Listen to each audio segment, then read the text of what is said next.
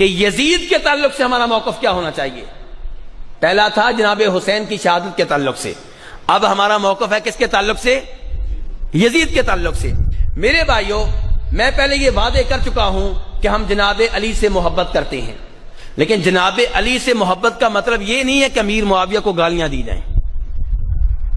ہم جناب حسین سے محبت کرتے ہیں. جناب حسین سے محبت کا مطلب یہ نہیں ہے کہ یزید کو کافر منافق کہا جائے. نبی علیہ الصلوۃ والسلام جناب حسین کے نانا، کیا ان کے اوپر تکلیفیں آئیں کہ نہیں آئیں؟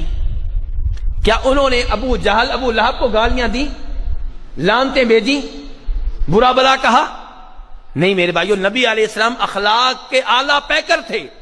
دشمنوں کے ساتھ بھی اخلاق سے پیش آئے، اور ہمارے دین کی بنیاد اخلاق ہے، ہمارے دین کی بنیاد لعنتیں اور گالیاں نہیں ہیں. تو میرے بھائیو، یزید کے بارے میں لوگوں کے 3 موقف ہیں. پہلا موقف ان لوگوں کا جو کہتے ہیں کہ یزید معصوم تھا، بلکہ نبی تھا، ولی تھا. اور دوسرا موقف ان لوگوں کا ہے جو کہتے ہیں کہ وہ کافر اور منافق تھا، نبی علیہ السلام سے نفرت کرتا تھا، اوپر سے کلمہ پڑھا تھا، اندر سے کافر تھا. ہم نہ پہلے قول کو مانتے ہیں نہ دوسرے کو مانتے ہیں. ہمارا موقف یہ ہے کہ یزید نہ نبی تھا، نہ معصوم تھا، نہ ولی تھا. وہ مسلمان بادشاہوں میں سے ایک بادشاہ تھا. اس سے اچھے کام بھی ہوئے، اس سے کئی غلطیاں بھی ہوئیں، لیکن یہ بات پکی ہے کہ جناب حسین کا وہ قاتل نہیں ہے. کسی صحابی نے کبھی بھی یزید کو جناب حسین کا قاتل نہیں کہا. صحیح سند سے آپ کو ایسی کوئی روایت نہیں ملے گی. اور یزید نے ابن زیاد سے یہ نہیں کہا تھا کہ جناب حسین کو قتل کر دینا، بس یہ کہا تھا کوفہ میں داخل نہیں ہونے دینا، خلیفہ نہ بننے دینا.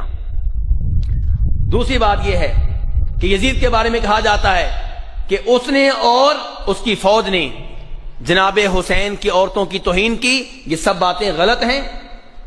اس زمانے میں صحابہ کرام زندہ تھے. اس زمانے میں عورتوں کی توہین کرنا ممکن ہے، قتل کرنا ممکن ہے، عورتوں کی توہین کرنا ممکن نہیں تھا.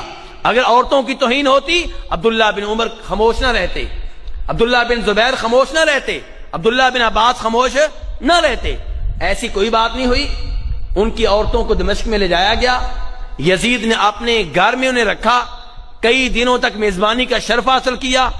اور جب اسے اطلاع ملی کہ جناب حسین شہید ہو گئے ہیں، وہ روتا رہا، اسے افسوس ہوا، اور جناب حسین کے بیٹے زین العابدین کی بڑی خدمت کی، بڑے احترام سے پیش آیا. اور کئی دنوں اس عظیم خاندان کی میزبانی کا شرف حاصل کرنے کے بعد انہیں مدینہ بھیج دیا عزت و احترام کے ساتھ. کئی تحفے تحائف دیے. زین العابدین سے کہا میرے لیے کوئی حکم ہو، کوئی چیز چاہیے ہو، آپ مجھے بتائیں. اور یہ بات جو کہی جاتی ہے کہ یزید نے جناب حسین کے سر کی توہین کی، یہ بھی غلط ہے. ابن زیاد نے یہ ضرور کیا. یزید سے ایسی کوئی چیز ثابت نہیں ہے. تو اس لیے میرے بھائیوں، ہم یہ کہتے ہیں کہ یزید مسلمان بادشاہوں میں سے ایک بادشاہ ہے. لیکن لوگ کیا کہتے ہیں؟ جی کافر تھا، منافق تھا، ملعون تھا. میرے بھائیوں، پہلی بات تو یہ ہے کہ ایسی کوئی چیز ثابت نہیں ہو سکی جس سے پتا چلے کہ وہ فاسق و فاجر تھا، شرابی تھا، بدکار تھا. دوسری بات یہ کہ اگر ثابت ہو جائے تو فاسق و فاجر جو ہے اگر توبہ کرے تو کیا اللہ توبہ قبول فرماتے ہیں کہ نہیں فرماتے؟ جس آدمی نے 100 قتل کیے تھے، کیا اللہ نے اس کی توبہ قبول فرمائی تھی کہ نہیں فرمائی تھی؟ اور میرے بھائیوں، وہ وحشی جس نے سید الشہداء نبی علیہ السلام کے چچا جناب حمزہ کو شہید کیا تھا، جب وہ مسلمان ہو کے آپ کے سامنے آیا تو کیا آپ نے کہا تھا دفع ہو جاؤ، تم ملعون ہو، تمہاری ایسی کی تیسی، تم نے میرے چچا کو شہید کیا؟ نہیں. نبی علیہ السلام نے کہا تھا وحشی تمہارا اسلام میں قبول کرتا ہوں، تم مسلمان ہو، لیکن میرے سامنے نہ آنا، تمہیں دیکھ کے مجھے میرا چچا یاد آ جاتا ہے. تو میرے بھائیوں، یہ ہیں نبی علیہ السلام، اور جناب حسین اس نبی علیہ السلام کے نواسے ہیں. تو میرے بھائیوں، اگر یہ ثابت ہو بھی جائے کہ یزید فاسق و فاجر تھا تو توبہ کے دروازے کھلے ہوئے ہیں. یہ ثابت کرنا پڑے گا، پہلے یہ ثابت کرنا پڑے گا کہ فاسق و فاجر تھا، پھر یہ ثابت کرنا پڑے گا کہ اس نے توبہ نہیں کی۔ تو میرے بھائیوں، مسلم شریف کی حدیث ہے، ابو داؤد میں بھی آتی ہے کہ دو دوست تھے، آپس میں ایک ساتھ رہتے تھے، ایک بہت نیک تھا اور ایک بہت گنہگار تھا۔ نیک آدمی گنہگار کو سمجھاتا رہتا تھا گناہ چھوڑ دو، بدکاری نہ کرو، جوا نہ کھیلو، سود نہ لو، رشوت نہ لو، لیکن گنہگار گناہوں سے بعد آنے کے لیے تیار نہیں تھا۔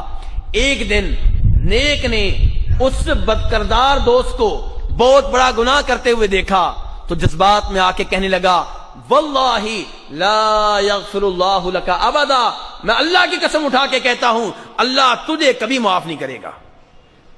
معاف کرنا نہ کرنا کس کا حق ہے؟ اللہ کا۔ یہ الفاظ بول کے آپ اللہ کے غصے کو دعوت دیتے ہیں۔ حدیث کے الفاظ ہیں، اللہ نے کہا من ھذا الذی یتعلی علی، یہ کون ہے جو میری طرف سے قسم اٹھا کے کہتا کہ میں اسے معاف نہیں کروں گا، جاؤ میں نے اسے معاف کر دیا، تمہیں جہنم میں بھیج رہا ہوں۔ تو میرے بھائیوں، یہ لفظ بول دینا کہ یزید کافر ہے، منافق ہے، جہنمی ہے، یہ بول دینا آسان ہے، قیامت کے روز اس کے نتائج بھگتنا بہت مشکل ہیں۔ اپنی زبان کو لگام دینی چاہیے۔ ہم یہ نہیں کہتے کہ آپ یزید کو ولی مان لیں، صرف یہ چاہتے ہیں کہ آپ اس کو گالیاں نہ دیں، لانتے نہ بھیجیں، اور اگر فاسق و فاجر ہونا اس کا ثابت ہو بھی جائے، یہ بھی ثابت ہو جائے کہ اس نے توبہ نہیں کی، پھر بھی نبی علیہ السلام فرماتے ہیں، صحیح حدیث ہے بخاری شریف کی، لا تسبوا الاموات، جو فوت ہو جائے اسے برا بلا نہ کہو، فإنهم قد افضوا الى ما قدموا، جو فوت ہو چکا وہ اپنے نتائج، اپنے اعمال کے نتائج بھگت رہا ہے، آپ اسے برا بلا نہ کہیں۔ میرے بھائیوں، یزید وہ آدمی ہے جس کے اوپر بخاری شریف کی وہ حدیث چسپاں ہوتی ہے جس میں نبی علیہ السلام فرماتے ہیں میری امت کا وہ پہلا لشکر جو کیسر روم کے شہر قسطنطینیہ کے اوپر حملہ آور ہوگا وہ سارے کے سارے بخشے ہوئے ہیں، اور حافظ ابن کثیر لکھتے ہیں کہ وہ پہلا لشکر جس نے اس شہر کے اوپر حملہ کیا اس کا سربراہ کوئی اور نہیں، خود یزید تھا۔ دیگر علماء کرام نے اختلاف کیا ہے، وہ کہتے ہیں یہ پہلا نہیں دوسرا لشکر تھا، تیسرا تھا، لیکن اگر آپ دوسرا تیسرا بھی مان لیں یہ تو ماننا پڑے گا کہ وہ جہاد کرتا رہا، اس کی قیادت میں صحابہ کرام نے جہاد کیا، ابو ایوب انصاری نے کیا، جناب حسین نے کیا۔ میرے بھائیوں، اگر مان بھی لیا جائے کہ وہ قاتل ہے، فاسق و فاجر ہے، تو میرے بھائیوں ہماری دعائیں، میں اور آپ ہمیشہ یہ دعا نہیں کرتے اے اللہ سارے مسلمانوں کو معاف کر دے، کرتے ہیں کہ نہیں کرتے؟ تو اس میں یزید شامل ہوتا ہے کہ نہیں ہوتا؟ تو کتنے مسلمان ہیں جو کہتے ہیں اللہ مسلمانوں کو معاف کر دے؟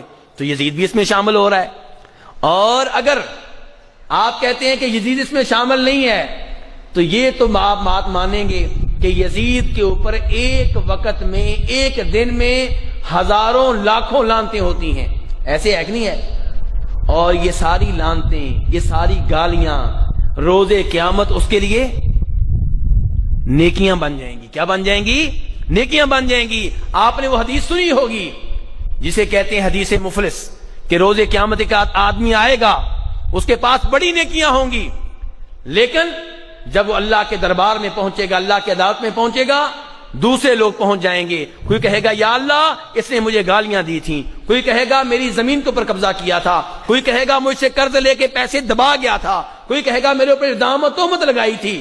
اللہ تعالیٰ اس کی نیکیاں لے لے کر ان لوگوں میں تقسیم کرتے رہیں گے، بالآخر یہ آدمی ساری نیکیوں سے محروم ہو جائے گا۔